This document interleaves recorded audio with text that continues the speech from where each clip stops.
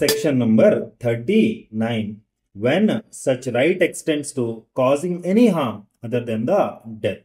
అంటే section number 39 సింపుల్గా ఏం చెప్తుందంటే, ఒక వ్యక్తి తనను తను కాపాడుకునే ఉద్దేశంతో రైట్ ఆఫ్ ప్రైవేట్ డిఫెన్స్లో ముందలున్న వ్యక్తికి గాయపరచొచ్చు కానీ చంపకూడదు. రైట్ సార్, కొంచెం ఇన్ డీటెయిల్లో డిస్కస్ చేసుకుందాం సార్. సో సెక్షన్ నెంబర్ 39 ఏం చెప్తుందంటే, బాబు 37 రిస్ట్రిక్షన్స్ నువ్వు ప్రాపర్గా ఫాలో అయ్యి 38 సందర్భాలలో కానీ నువ్వు అప్లై అవ్వట్లేదంటే 39 నీకు వస్తుంది. అండ్ 39లో నువ్వు ముందరున్న వ్యక్తిని రైట్ ఆఫ్ ప్రైవేట్ డిఫెన్స్లో గాయపరచొచ్చు, అంటే హామ్ చేయొచ్చు, కానీ చంపకూడదు. Right sir, simple. So section number 37 ఏం చెప్తుంది సార్ మనకు, మీకు గుర్తుంటే, acts against which there is no right of private defence. అంటే ఈ 4 సందర్భాలు మనం అక్కడ చూసుకొని వచ్చాము సార్. ఈ 4 సందర్భాల్లో కానీ ఫాలో అయినట్టయితే ఆ వ్యక్తికి రైట్ ఆఫ్ ప్రైవేట్ డిఫెన్స్ ఉండదు. మరి ఆ సందర్భాలు ఏంటి?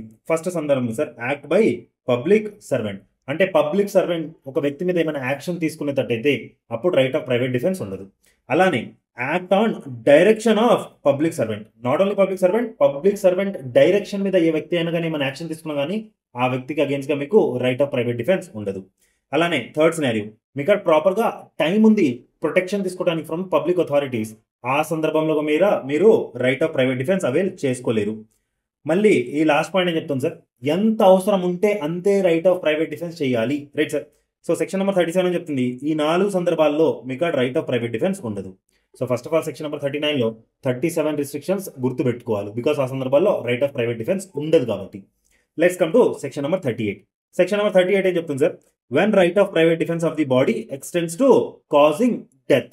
అంటే ఏ సందర్భాల్లో రైట్ ఆఫ్ ప్రైవేట్ డిఫెన్స్ చేసుకునేటప్పుడు మీరు అవతల వ్యక్తిని చంపేయొచ్చు. అక్కడ 7 పాయింట్స్ చెప్పాను సార్, మీకు గుర్తుంటే. రైట్ సార్, మిమ్మల్ని చంపబోతున్నాడు ఏదైనా వ్యక్తి అంటే ఆబ్వియస్లీ మీరు అవతల వ్యక్తిని చంపేయచ్చు in right of private defence. అలానే మిమ్మల్ని గ్రీవియస్ హర్ట్ చేయబోతున్నాడు, లేకపోతే రేప్ అటెంప్ట్ చేయబోతున్నాడు, లేకపోతే అన్యాచురల్ లస్ట్ ఏమని చేయబోతున్నారు, కిడ్నాప్ కానీ అబ్డక్ట్ చేయబోతున్నాడు, లేకపోతే రాంగ్ఫుల్ గా కన్ఫైన్ చేయబోతున్నాడు, లేకపోతే యాసిడ్ అటాక్ చేయబోతున్నాడు. ఇలాంటి సందర్భాలలో ఇలాంటి అసాల్ట్స్ ఏమైనా జరిగినట్టయితే మీరు ముందున్న వ్యక్తిని చంపేయచ్చు.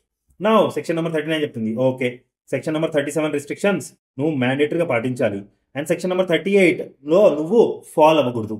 ఆ సందర్భంలో సెక్షన్ నెంబర్ 39 నీకు వస్తుంది, నువ్వు ముందరున్న వ్యక్తిని రైట్ ఆఫ్ ప్రైవేట్ డిఫెన్స్ కింద ప్రాపర్గా హామ్ చేయొచ్చు, కానీ ఆ వ్యక్తిని చంపకూడదు. రైట్ సార్, ఒకసారి చదువుదాం సార్, చూడండి. If the offence be not of any of the description specified in section number 38, అంటే సెక్షన్ నెంబర్ 38లో అఫెన్స్ కానీ ఫాలో అవ్వకపోతే, the right of private defence of the body does not extends to voluntary causing of death. అంటే right of private defence కింద మీరు ముందున్న వ్యక్తిని చంపకూడదు. But does extend under the restriction specified in section number 37 to the voluntary causing to the అసైలెంట్ of any harm other than death. అంటే section number 37 restrictions brain లో పెట్టుకొని మీరు ముందున్న వ్యక్తికి గాయపరచొచ్చు కానీ చంపకూడదు. Simple sir, clear enough.